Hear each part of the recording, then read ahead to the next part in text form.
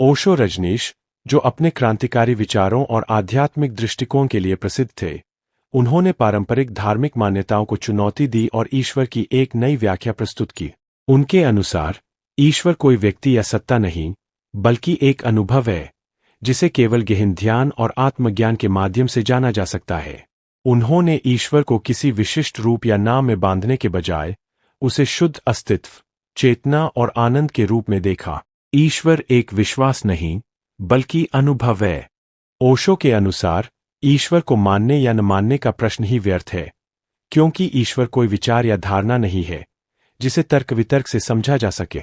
वह कहते हैं, ईश्वर को मानने या न मानने से कुछ नहीं होता, महत्वपूर्ण यह है कि तुमने उसे अनुभव किया या नहीं।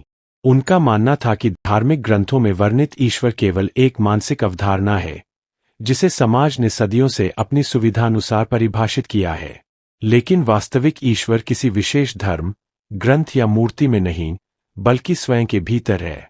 जब मनुष्य ध्यान की गहराई में जाता है तो वह इस शाश्वत सत्य को जान पाता है। ओशो ने पारंपरिक ईश्वर की धारणा का खंडन किया।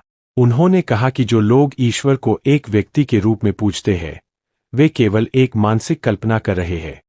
वे कहते हैं, जिस ईश्वर को तुम मंदिरों, मस्जिदों और चर्चों में खोज रहे हो, वह वही नहीं है।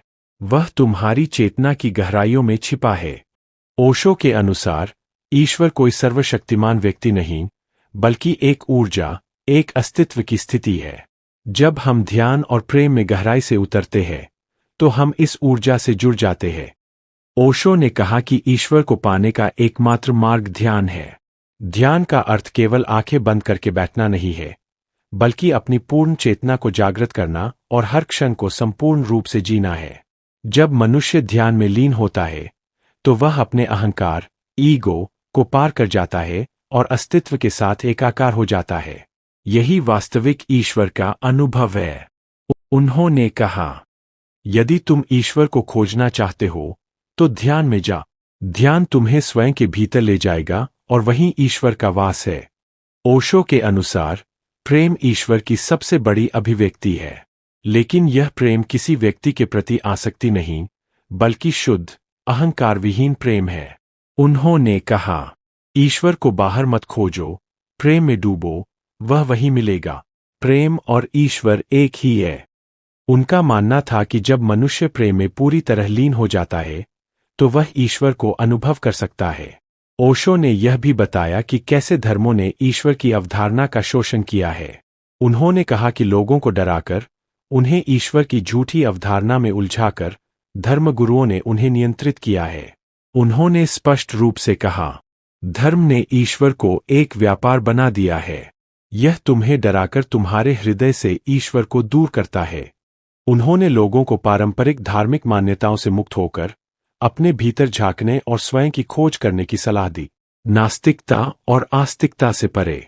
ओशो ने नास्तिकता और आस्तिकता दोनों को सीमित दृष्टिकोण बताए।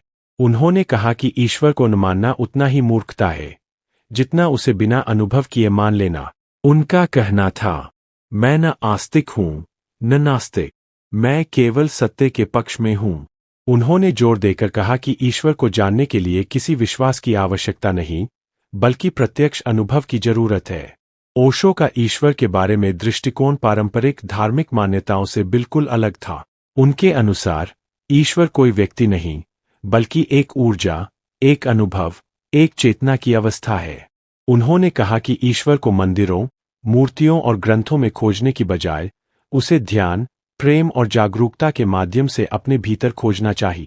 ओशो की यह अनूठी व्याख्या हमें बाहरी आडंबरों से मुक्त कर स्वयं के भीतर ईश्वर की खोज करने की प्रेरणा देती है। वीडियो अच्छा लगा हो तो वीडियो को लाइक और चैनल को सब्सक्राइब करें।